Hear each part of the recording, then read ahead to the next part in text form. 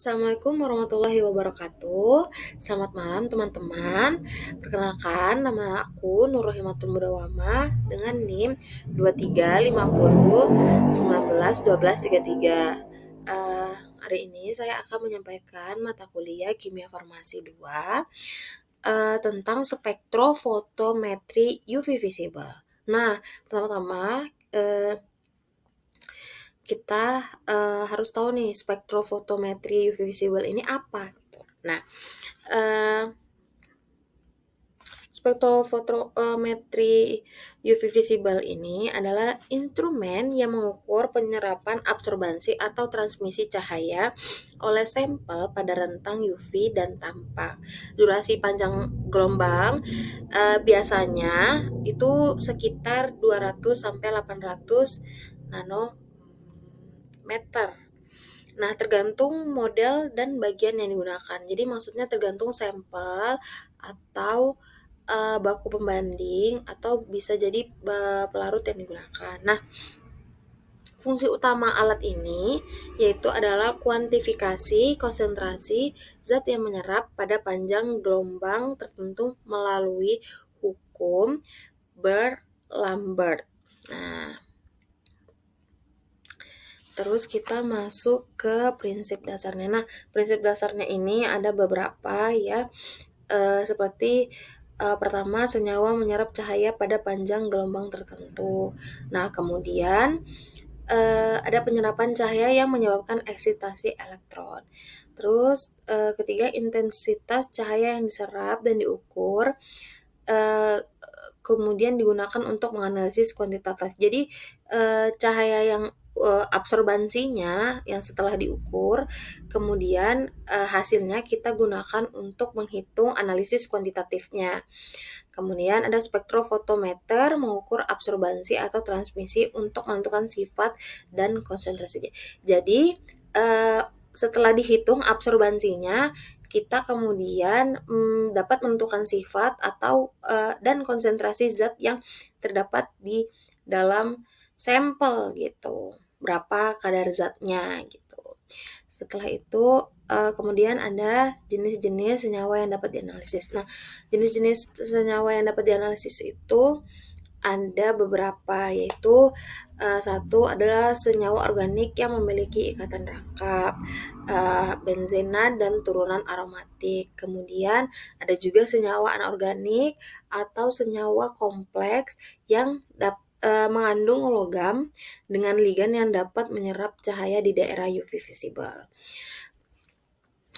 Setelah itu ada molekul dengan gugus fungsi khas seperti keton, aldehida, nitron, dan amina.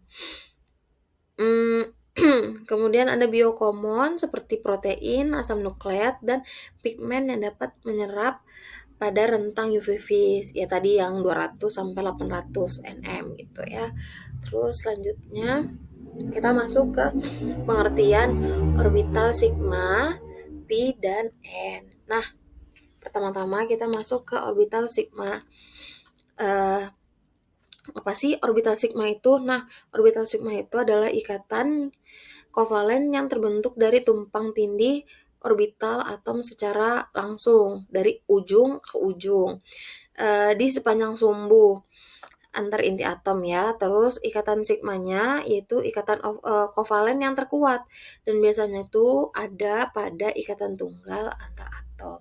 Contohnya ikatan antara dua atom hidrogen dalam molekul H2 ya. Jadi adalah ikatan sigma yang terbentuk tumpang tindih orbital SS. Nah, ini contohnya bisa dilihat dan dipahami sendiri ya, mandiri. Oke. Kemudian ada orbital P. Nah, orbital P terbentuk dari tumpang tindih samping orbital yang sejajar di atas dan di bawah bidang ikatan antar atom. Ikatan P ini biasanya ditemukan pada ikatan rangkap 2 atau 3 menyertai ikatan sigma. Nah, ikatan P ini lebih lemah daripada ikatan sigma karena rapatan elektronnya lebih jauh dari inti atom. Tadi itu karena ikatannya tuh rangkap 2 dan ringkap 3. Jadi semakin jauh dia semakin lemah gitu. Contohnya pada etilena C2H4. Ikatan rangkap 2 ini terdiri dari satu ikatan sigma dan satu ikatan pi. Nah, ini contohnya teman-teman, orbital atom F yang sejajar dapat tumpang tindih membentuk orbital molekul. Nah, dan terakhir ada orbital non-bonding atau N. Nah, orbital molekuler yang berisi pasangan elektron yang tidak meningkatkan atau menurunkan kekuatan ikatan antara atom sama dengan konsep lone pair pada struktur Lewis ini sering muncul ketika suatu orbital tidak bisa berinteraksi dengan overlap dan dengan orbital atom tetangga sehingga elektron tetap lokal pada atom tersebut. Nah, ini contohnya pembentukan orbital molekul MO dari hasil kombinasi 3 orbital. Nah, selanjutnya kita masuk ke faktor-faktor utama yang mempengaruhi pergeseran. Nah, ada beberapa faktor-faktor utama yang mempengaruhi pergeseran dari apa sih namanya? Lambda maksimal apa sih dia yang bergesernya gitu. Nah, faktor-faktornya itu di antara lain adalah substituen dan struktur kromofor. Nah, jadi penggantian gugus pada kromofor dan perubahan konjugasi misalnya benzena ke fenol atau peningkatan konjugasi ini tuh sering banget menyebabkan batokromik. Batokromik itu dia bergeser ya, jadi dia mereduksi energi transisi sehingga panjang gelombang serapannya meningkat, atau hiperkromik jika intensitasnya meningkat. Bisa juga terjadi batokromik karena misalnya penambahan atau pelepasan gugus resonansi yang meningkatkan stabilitas keadaan ketika tereksitasi. Nah, kemudian ada pengaruh dari efek polaritas dan pelarut, efek polaritas pelarut dan konstanta dielektrik. Nah, pelarut dengan refraktif indeks dan dielektrik berbeda mengubah stabilitas keadaan dasar menjadi bermusuhan dengan tereksitasi gitu. Jadi sehingga pergeseran terkait konjugasi dan ikatan rangkap itu bisa berubah gitu. Kemudian ada konjugasi dan jumlah ikatan pi. Peningkatan jumlah gugus konjugasi ya kan, atau aliran elektron pi bisa menurunkan energi transisi. Itu bisa juga menyebabkan pergeseran panjang gelombang ke lebih panjang, hypsokromik. Nah, serta potensi perubahan intensitas jika distribusi elektron berubah. Kemudian ada efek dari pelarut atau efek solvasi. Nah, pelarut ini memengaruhi energi tingkat molekul melalui interaksi dipol-dipol, hidrogen bonding, dan juga polaritas dari lingkungan. Perubahan pelarut bisa memindahkan panjang gelombang serapan ke arah yang lebih panjang atau batokromik atau lebih pendek hisokromik, serta memodulasi intensitas absorbansi. Kemudian terakhir ada pengaruh gugus fungsional tambahan. Nah, penambahan atau partisipasi dari gugus fungsional tertentu, misalnya kayak karbonil, fenol, atau aromatik terkonjugasi, itu bisa memperkuat atau melemahkan transisi tertentu. Jadi bisa menggeser puncak serapan atau mengubah intensitas. Jadi kayak hypsokromik atau batokromik. Nah, ada juga faktor tambahan. Jadi kayak ikatan hidrogen atau agregasi atau pembentukan kompleks dengan ion atau ligan itu bisa juga merubah tingkat tereksitasi dan konjugasi efektif sehingga mempengaruhi posisi dan intensitas pita UV visible. Nah, mungkin dalam beberapa senyawa polifungsi yang terkonjugasi, pergeseran karakteristik bisa juga diprediksi dari sistem induk, ya, dan adanya gugus-gugus yang dan terdapat gugus-gugus yang dapat delokalisasi elektron. Nah, atau mungkin dari faktor alat-alatnya seperti kayak perangkat atau sel kuvet, panjang alur cahayanya, atau konsentrasi larutan, dan juga kualitas larutan atau kebersihan gitu. Itu bisa menyebabkan deviasi kecil pada puncak serapan atau bisa juga merubah intensitasnya gitu.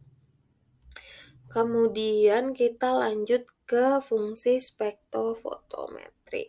Nah, ini ada fungsi di dalam alatnya. Jadi kayak di dalam alatnya tuh kayak ada sesuatu gitu kan. Nah, kita mulai dari sumber cahaya dulu. Nah, sumber cahaya itu ada sinar UV yang diperlukan untuk mengukur senyawa yang menyerap di wilayah UV. Jadi untuk absorbansinya menggunakan sinar UV ya teman-teman. Nah, kemudian ada monokromator. Monokromator ini dia memisahkan spektrum cahaya menjadi panjang gelombang tertentu yang bakal diteruskan ke sampel sehingga absorbansinya pada panjang gelombang pilihan dapat diukur dengan tepat. Jadi kayak supaya dapat dari 0,3 sekian atau dapat dari 0,8 sekian, ini kita terdapat monokromator untuk mengukur gitu. Terus kuvet ini wadah larutan transparan yang memungkinkan cahaya melewati sampel tanpa banyak gangguan. Jadi kuvet ini yang alat mahal itu loh, yang ini nih bisa dilihat dari sel sampel. Jadi dia dimasukkan gitu nanti ke dalam jadi biasanya sebelum diukur kita masukkan belangko. Jadi kayak pelarut. Misalnya pelarutnya Aquades, ya dimasukkan Aquades. Kemudian setelah itu diambil satu kuvetnya, kita masukkan dengan sampel yang mau kita ukur gitu. Itu dibilas 2 kali ya, teman-teman. Nah, kemudian ada detektor. Nah, detektor ini untuk mengukur intensitas cahaya yang keluar dari sampel, kemudian mengubahnya menjadi sinyal elektronik yang berkolerasi dengan absorbansi.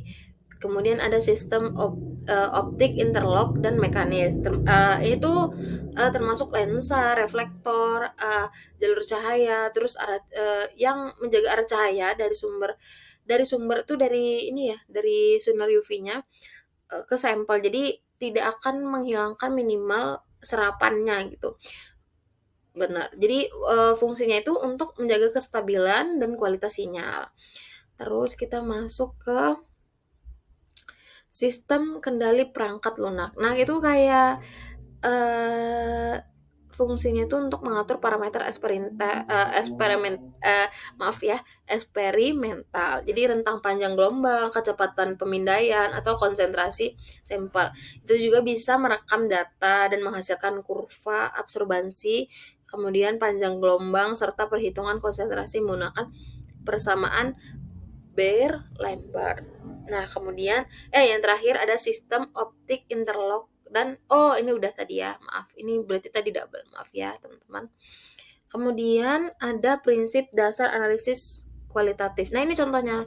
Jadi kita ada gambar lambda maksimalnya. Aduh, ini yang biasanya dibandingkan misalnya sampel kemudian dibandingkan dengan baku pembanding. Nah, kita menggunakan ini. Nah, ini membandingkan bentuk spektrum panjang gelombang maksimum atau lambda max sampel dengan larutan pembanding atau pustaka. Kemudian melihat pengaruh pH terhadap spektrum sampel, kemudian dibandingkan dengan pengaruh pH terhadap spektrum larutan pembanding atau pustaka atau literatur ya. Biasanya kita lihat di buku IR atau UV. Itu tuh ada. Nah, menghitung nilai absorptivitas molar dan atau eksistensi spesifik dan membandingkan dengan larutan pembanding. Nah, kemudian ada prinsip dasar analisis kuantitatif. Nah, ini biasanya dihitung dulu teman-teman. Kemudian dihitung, kita sudah mendapatkan kadarnya, nanti sekian-sekian kayak sampelnya sekian gitu. Nah, menghitung kadar menggunakan rumus hukum Lambert ya, Beer. Membandingkan serapan pada cuplikan AZ, nah, dan serapan pada standar AS yang konsentrasinya diketahui. Larutan baku tunggal, one point method, atau kurva kalibrasi biasanya. Nah, kita masuk ke kelebihan spektro dan ini harusnya kerugian ya atau kekurangan ya. Maaf ya teman-teman, banyak tipu. Nah, jadi kita masuk kelebihan dulu. Nah, ini kelebihannya, metode cepat dan mudah digunakan dengan prinsip kerja yang sederhana. Dapat menganalisis larutan dengan konsentrasi yang rendah sehingga sensitivitasnya tinggi. Eh, Kemudian